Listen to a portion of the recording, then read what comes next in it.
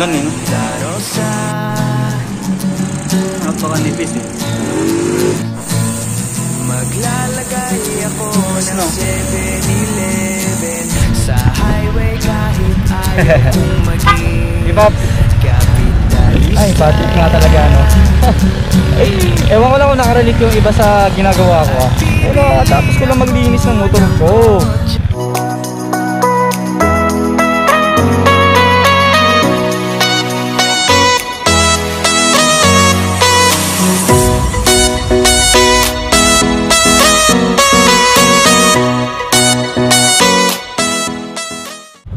What's up mga amigo?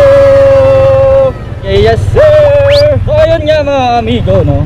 For today's video, ito yung pinakakantay ko dito sa motor ko na to. Kasi nga, itong Sniper 155 ko ay ipapa-FI cleaning ko na mga amigo. So ito nga yung kauna-unahang ipa-FI cleaning ko nitong motor ko. At the same time, ipapalitan ko na rin yung fuel filter nya. And siguro isasabay ko na rin yung throttle body kasi nga, tingnan nyo naman, 51,210 odometer na yung motor ko. Means lagpas na siya sa odometer na advice ng kasa. Umabot lang naman ako sa 51,000 odometer kasi nga sinunod ko lang din yung sabi nung mekaniko sa kasa na pinagkuhanan ko noon, which is nga sa Moto Access Pasig. Yes mga amigo, sa Moto Access Pasig ko po nakuha tong motor ko na to. Sabi may buhawi mga amigo. May buhawi, ayun oh. Loko. Lagagi may buhawi. Yun o, parang may ikot-ikot ng kanina oh. Ayun o. Lakas gagi. Anyway, yun nga mga amigo, no. Itong aligato nga to, Sandstorm. Sa Santa Maria, Bulacan. Nagbabadya naman tong ulan na to. Ayan, as you can see, dumidilim na yung kalangitan doon sa kabila. And sana hindi naman tayo maabutan ng ulan, no? Kasi kakahugas ko lang talaga ng motor kanina mga amigo.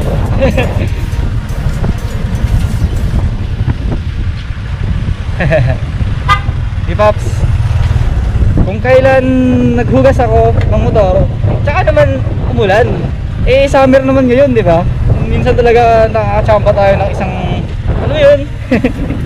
Yung tipong maiirita ka na lang. Halos may kalyo na yung kamay ko kakalinis ng motor ko kanina. So madilim na nga dito sa part na to. So naman sana tayo maabutan ng ulan. Wala tayong dalang kapote.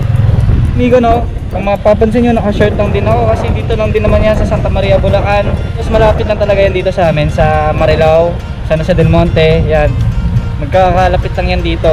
Yeah, dahil nga recommend ng aking vice and president sa club namin dito sa Marilao. Buong Team Bulacan pala, no? Buong Team Bulacan yon yung club namin ngayon.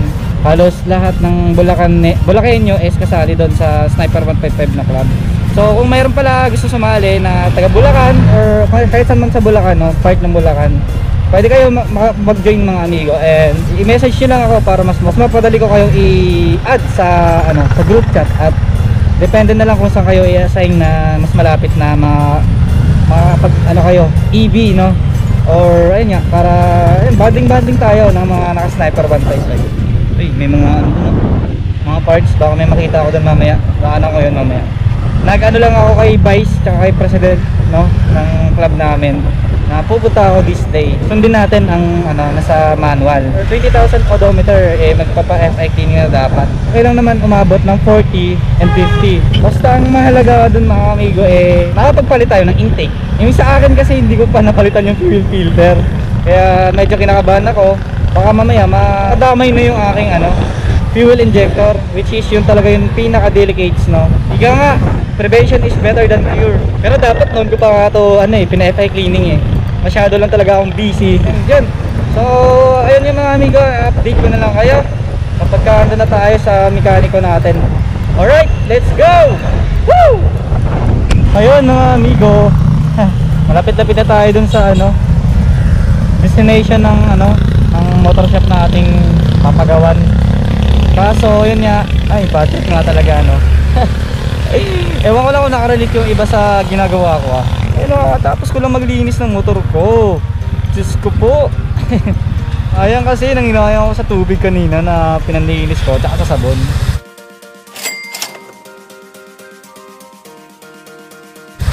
Hanip na yan. Yan, babagal na lang muna tayo. Slow down lang yung ano.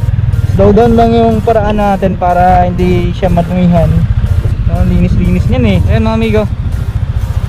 Malapit naman na tayo. Update na lang. Let's go.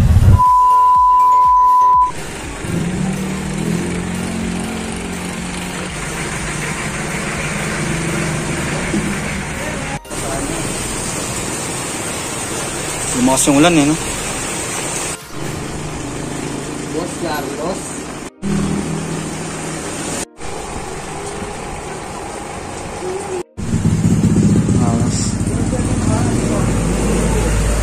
Ay, nalilinis niyang usa, boss, no? Papanda rin.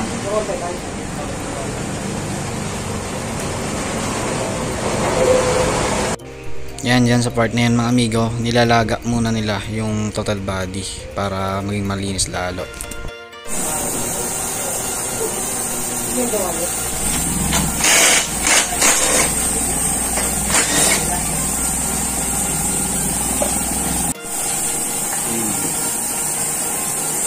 Ansay.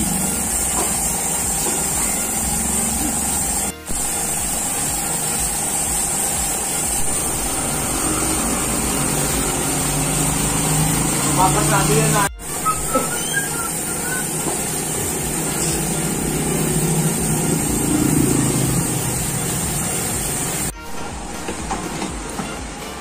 Ayun yung nakikita ko eh.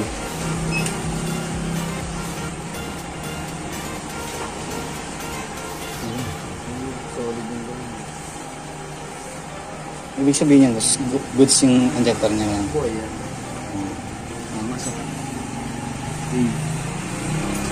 Ayan na ito. Ayan na yung tumatakbo ka. Ayan na yun. Buga niya. Tapos makita mo dyan yung number 5. Number 5 dyan. Yung danda ngayon patuloy. Kung gano'n kalakas. Tipid niyo nga kasi yung buga niya parang ano lang yun.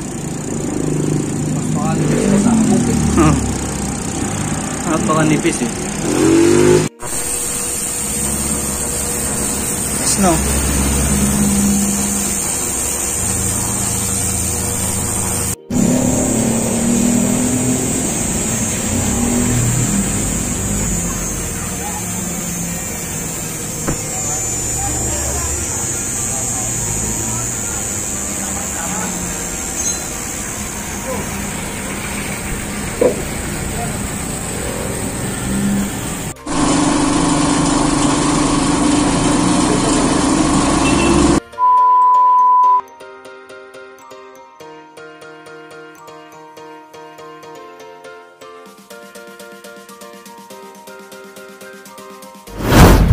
Tapos mga amigo, at natapos na rin, ginabi na ako, no.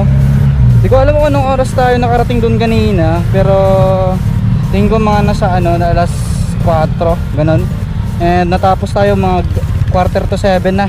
And ayun mga amigo, pati pala coolant pinalitan na rin. Kasi yung timing chain ay na-adjust din. Tsaka chinune up na rin siya mga amigo. Goods na.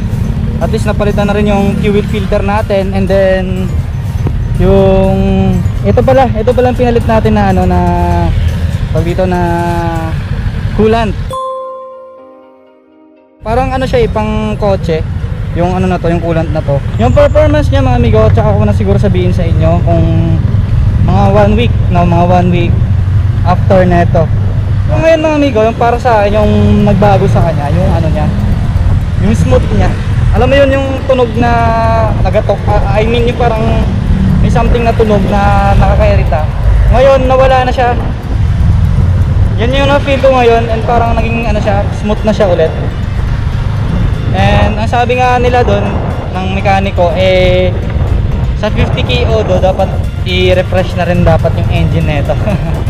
Pero okay pa naman siya para sa akin mga amigo, no? Kasi maintain ko naman yung pag-change oil ko ng 1,500, no?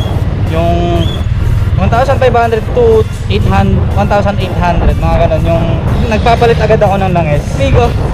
So ayun lang naman para sa content natin ngayon mga amigo. And yun, nakita nyo naman sa video kanina, hindi ko alam kung Hindi ko pa kasi masabi ngayon mga amigo kung satisfied ba tayo or what. Depende na lang sa magiging result na ito after 1 week. Doon na lang natin malalaman pag biniyahe ko na siya ng medyo malayo. And then kung may ano siya, kung magkakaroon siya ng issue na hindi naman talaga nagkaroon ng issue sa atin before sa motor ko. And siguro doon natin malalaman, doon tayo magbe-base kung goods ba yung ano nila, yung paggawa nila. Pero ayun nga, napaka-accommodating naman ng mga boss natin doon na mekaniko. And solid naman. Kompleto naman sila sa gamit eh. Power niya mga amigo, the same pa rin naman siya. Hindi pa rin naman talaga ano, nawala yung power niya. Diyan pa din yung ano, pagiging aggressive ng makina. Ayun, 51k odo. Nakapagpapalit na tayo ng fuel filter and pag FI cleaning na tayo. All goods. So ayun, shoutout nga pala dito mga amigo kay Jo Marie. Ayan, shoutout sa'yo amigo. Ang sabi niya dito is, napansin ako idol ha, matagal ko ng problem yan yung sa may shifter niya. Pwede pala yan, tape lang. Shoutout idol. Ayun, shoutout sa'yo Boss Jo Marie. And o nga, na-mention na dito is about dun sa ano, sa shifter, sa preno mga amigo ng ating ano sa preno, sa ano pala, sa gear shifting natin ito. Naglalagay lang ako ng tape dyan kasi para maiwasan ko yung dumi sa ano, sa sapatos. So ang ginagawa ko, nilalagay ko lang yung tape para ayun, hindi madumihan yung sapatos. Kumbaga, yun lang yung technique ko eh. Actually, meron ako nabili before sa Lazada, no. Hindi ko lang siya ginagamit ngayon. Na nilalagay dun sa sapatos mismo para yun yung sasalo dun sa goma dito. Na nagdudulot nga ng dumi sa sapatos. So, ayun, ganun talaga problema ng 16 watt na ano, motor. And yun mga amigo, maraming salamat sa inyong panunood. Once again, this is Kamoting Noy P. Ingat kayo palagi mga amigo. Huwag niyong kalimutan laging ride safe. Peace out. Tabo D. Alright. I'm digging through the glove box. I thought I had a map in here. The driver's door doesn't lock. I bought the car my junior year. There's candy in my backpack, and you can pick our soundtrack. We're heading for the East Coast tonight, so pack your bags and hold on tight, 'cause we're taking off. Pack map here, track is in, pack map here, in track